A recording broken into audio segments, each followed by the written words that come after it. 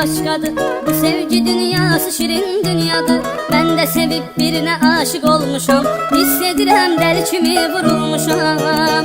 Sevdiğim insan o kadar güzeldir, mənə xoşbəxtlik onunla geldi. Yüreğim bir tek sevirdir onu. Ömrümün olsun onunla sonu.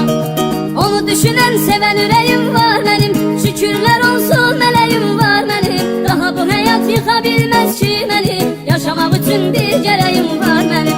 Onu düşünen seven yüreğim var benim. Şükürler olsun meleğim var benim. Daha bu hayat yıkabilmez ki beni. Yaşamak için bir gereğim var benim.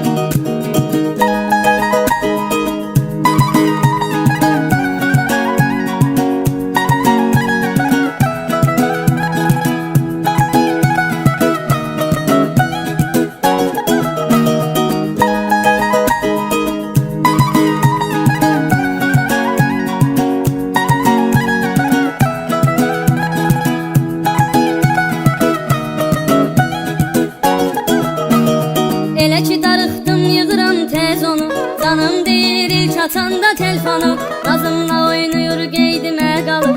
O da məni çox sevir, mənlə nəfəs alır. Mənim ona qarşı sevgim sonsuz. Yanımda yoxsa ölərəm onsuz. Mənim həyatımın mənasıdır o. Gecə yuxularımın rüyasıdır o. Onu düşünən sevən ürəyim var mənim. Şükürler olsun meleğim var benim. Daha bu hayat yıkabilmez ki beni. Yaşamak için bir gereğim var benim. Onu düşünen seven yüreğim var benim. Şükürler olsun meleğim